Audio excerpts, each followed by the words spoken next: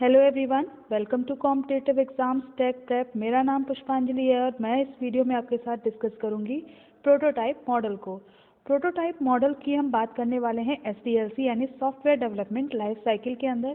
तो फ्रेंड्स, ये हम सॉफ्टवेयर इंजीनियरिंग सब्जेक्ट के अंदर देख रहे हैं। तो आज की इस वीडियो में हम प्रोटोटाइप मॉडल को डिस्कस करेंगे। फ्रेंड्स, अभी तक आप मेरे चैनल पर जुड़े नहीं हैं तो जुड़ जाइए, कर लीजिए चैनल को सब्सक्राइब और बेल बटन को प्रेस कर दीजिए, जिससे आने वाली वीडियोस की नोटिफिकेशन आपको मिलती रहे और ऐसी यूजफुल वीडियोस आप देख पाएँ। आप मुझे टेलीग्राम पे भी फॉलो कर सकते हैं, जिसका लिंक डिस्क्रिप्शन बॉक्स में दिया हुआ है। वहाँ जाके चेक करके ज्वाइन कर सकते हैं। वहाँ पे आपको वीडियोस के नोट्स मिल जाएंगे, तो ज्वाइन ज़रूर करें। फ्रेंड्स, ये पूरी सॉफ्टवेयर इंजीनियरिंग की सीरीज़ चल रही है, जिसमें और भी वीडियोस मैंने पहले से अपलोड कर दिए हैं। उसकी पूरी प्लेलिस्ट जो है वो आपको डिस्क्रिप्शन में लिंक मिल जाएगा, वहाँ से आप एक्सेस कर सकते हैं। तो चलिए बिना देरी के स्टार्ट कर लेते हैं अपने टॉपिक को, जो है प्रोटोटाइप मॉडल। तो अगर हम प्रोटोटाइप की मॉडल की बात करें तो SDLC को हमने पहले से ही समझ लिया है, सॉफ्टवेयर डेवलपमेंट लाइफ साइकिल को। तो उसी में हम इस मॉडल को डिस्कस कर रहे हैं आज। तो प्रोटोटाइप मॉडल की हम बात कर लेते हैं। प्रोटोटाइप मॉडल की अगर हम बात करेंगे तो प्रोटोटाइप मॉडल हम क्यों यूज़ कर रहे हैं, इससे पहले भी हम क्लासिकल वाटरफॉल को हम देख चुके हैं, इटरेटिव मॉडल को भी हम डिस्कस कर चुके हैं। तो आज हम जब प्रोटोटाइप की हम बात कर रहे हैं तो प्रोटोटाइप मॉडल क्या है ये बेसिकली हम जानेंगे। प्रोटोटाइप मॉडल आपका जब एक्चुअल सॉफ्टवेयर हम डेवलप कर रहे हैं तो उससे पहले हम इसमें क्या करते हैं, एक उसी सॉफ्टवेयर का प्रोटोटाइप बनाते हैं। ठीक है, तो प्रोटोटाइप मॉडल में हम क्या करते हैं, एक्चुअल सॉफ्टवेयर को डेवलप करने से पहले हम उसका एक वर्किंग प्रोटोटाइप बनाते हैं, यानी एक बेसिकली उसका एक छोटा सा मॉडल बनाते हैं। ठीक है, उसी सिस्टम का। और उसको बनाने के बाद हम पहले कस्टमर को देते हैं उसको।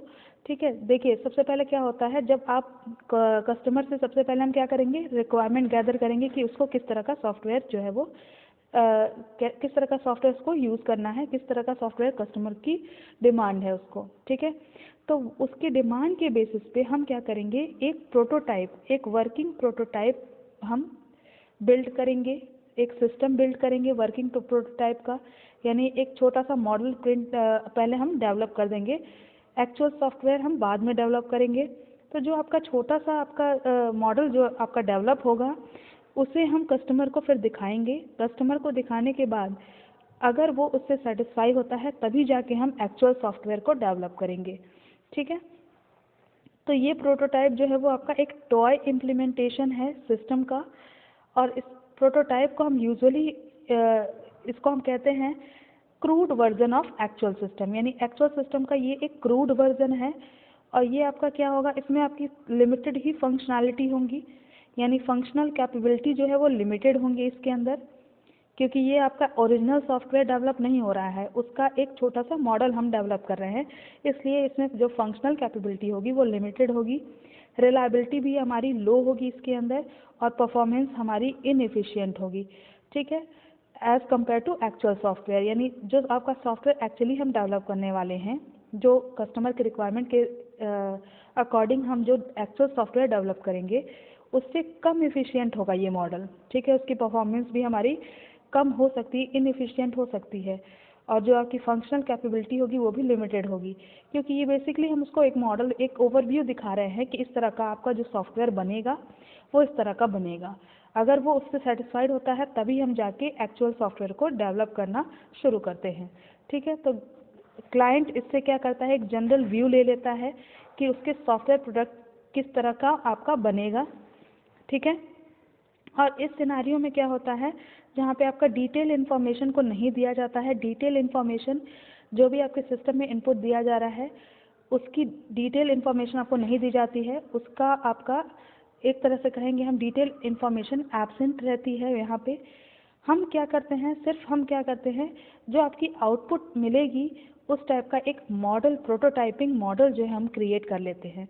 ठीक है, तो हम इसको समझ लेते हैं इस डायग्राम के थ्रू। तो आप देख सकते हैं प्रोटोटाइप मॉडल में सबसे पहले हम रिक्वायरमेंट गैदरिंग करेंगे।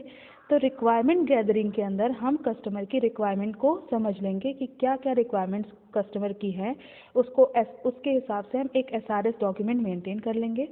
उसके बाद हम क्विक डिसीजन हम लेंगे उसके हिसाब से। ठीक है। जो आपकी रिक्वायरमेंट होंगी कस्टमर की, उसके हिसाब से हम एक क्विक डिसीजन लेंगे और यहाँ पे हम प्रोटोटाइप डेवलप कर देंगे, एक प्रोटोटाइप को बिल्ड कर देंगे। प्रोटोटाइप को बिल्ड करने के बाद हम कस्टमर्स को दे देंगे, कस्टमर उसको उस प्रोटोटाइप को इवैल्यूएट करेगा कि हाँ इसी तरह का हमको सॉफ्टवेयर चाहिए या नहीं चाहिए।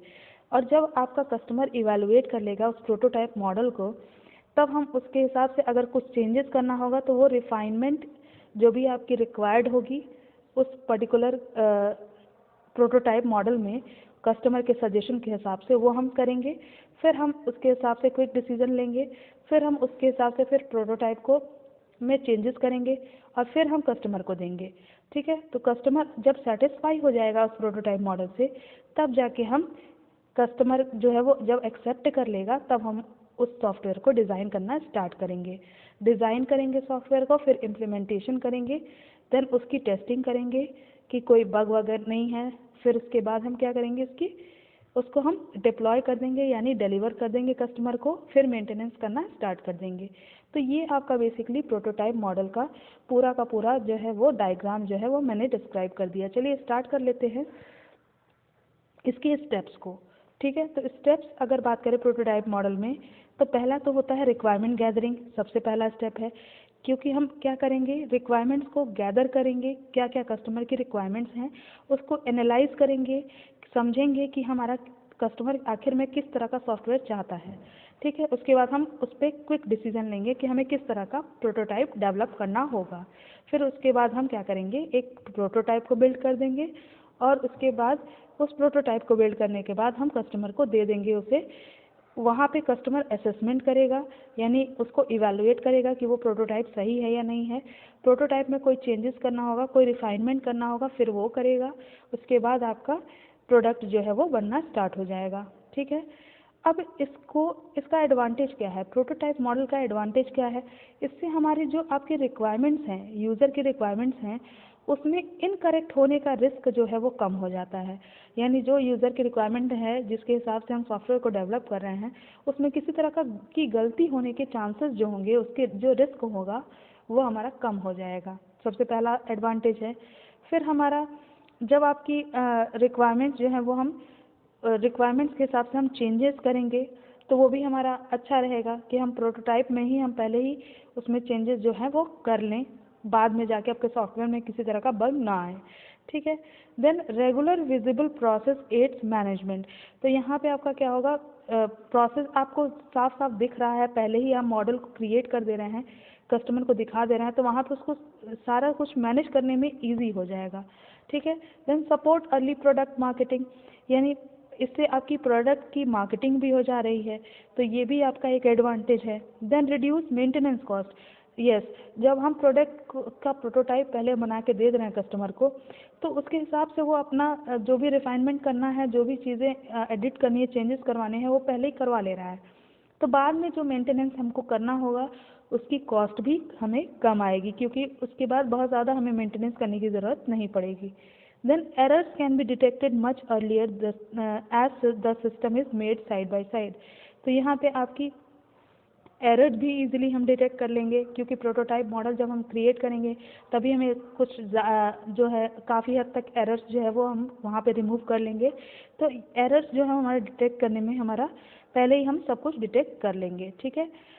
डिसएडवांटेज क्या है इसका, ये एक अनस्टेबल और बैडली इम्प्लीमेंटेड प्रोटोटाइप है, क्योंकि आपका जो फाइनल प्रोडक्ट है वो आपका क्या होगा, जैसे कि आपका जब आप प्रोटोटाइप को इम्प्लीमेंट कर रहे हैं तो आपका फाइनल प्रोडक्ट नहीं बन रहा है, वह आपका क्या है, एक तरह से मॉडल है, एक ओवरव्यू है आपके प्रोडक्ट का। ठीक है। तो यहाँ पे सेकंड की बात करें तो require extensive customer collaboration. Customer की ज़्यादा से ज़्यादा आपको कोलाबोरेट करना होगा कस्टमर को। ठीक है। जिससे कि आपकी कस्टमर की मनी जो है वो ज़्यादा कॉस्ट जो है कस्टमर का लगने वाला है यहाँ पे। Needs committed customer. अब वो जो कस्टमर होना चाहिए वो आपका विश्वसनीय होना चाहिए कि आपका जो कस्टमर है जो बातें कह रहा है, जिस हिसाब से वो प्रोटोटाइप मॉडल डिस्कस किया है, ठीक है, प्रोटोटाइप जिस हिसाब से बना है, फिर कोई चेंजेस हुआ, कस्टमर उसके हिसाब से चेंजेस करवा लिया, बाद में जो है वो आप उस चीज़ से बदले ना, तो कस्टमर भी कैसा होना चाहिए, उस बात पे कमिटेड होना चाहिए। ठीक है। Difficult to finish if customer withdraw. अब देखिए, अगर कस्टमर ही उससे मुकर गया कि हाँ मुझे इस टाइप का प्रोटोटाइप मॉडल नहीं चाहिए है, तो आपका सॉफ्टवेयर जो है वो आपका डिफ़िकल्ट हो जाएगा डेवलप करने में। ठीक है, तो ये आपका कस्टमर स्पेसिफिक आप कह सकते हैं इसको। ठीक है, then difficult to know how long the project will last. अब इसमें ये भी जानना बहुत ही ज़्यादा कठिन हो जाएगा कि हम कब तक इस प्रोजेक्ट को जो है वो बना लेंगे। ठीक है, then easy to fall back into the code. अब कोड में अगर आपको फिर से जाना है, पहले ही हम कस्टमर से इवैल्यूएशन करा ले रहे हैं, फीडबैक ले रहे हैं, तो अगर वापस से हमको कोड में कोई तरह का चेंज करना है तो उसके लिए हमें प्रॉपर रिक्वायरमेंट एनालिसिस फिर से करनी होगी। ठीक है, तो ये आपकी थोड़ी सी दिक्कत आ जाएगी। देन प्रोटोटाइपिंग मॉडल जो है वो एक्सपेंसिव होता है, क्योंकि हम सबसे पहले एक मॉडल क्रिएट कर रहे हैं, फिर उसके बाद हम अगर कोई चेंजेस कर रहा है कस्टमर, फिर से हम उसके हिसाब से एक मॉडल क्रिएट करेंगे, तो इसमें भी तो हमारी कॉस्ट लगेगी, तो ये आपका क्या होता है, एक्सपेंसिव होता है। ठीक है, स्पेशल टूल टेक्निक्स जो हैं वो हमारे प्रोटोटाइप में लगते हैं, और ये आपका एक टाइम कंज्यूमिंग प्रोसेस है, क्योंकि यहाँ पे हम प्रोटोटाइप तब तक बिल्ड करते हैं तब तक जब तक कि आपके कस्टमर सेटिस्फाइड ना हो जाए, तो उसके बाद ही हम सॉफ्टवेयर को एक्चुअली डिज़ाइन करना शुरू करते हैं। ठीक है, सो फ्रेंड्स, हमने प्रोटोटाइप मॉडल को अच्छी तरह से डिस्कस कर लिया है। अगर आपको कोई भी डाउट हो तो कमेंट सेक्शन में बताइएगा। अगर वीडियो पसंद आई है तो भी कमेंट सेक्शन में ज़रूर कमेंट करिएगा कि वीडियो आपको कैसी लगी। फ्रेंड्स, इस वीडियो में इतना ही, मिलते हैं नेक्स्ट वीडियो में नेक्स्ट टॉपिक के साथ। अगर वीडियो पसंद आई है तो लाइक कर दीजिएगा, अपने फ्रेंड्स के साथ शेयर कर दीजिएगा, चैनल पर जुड़े नहीं हैं तो जुड़ जाइएगा। Thank you for watching.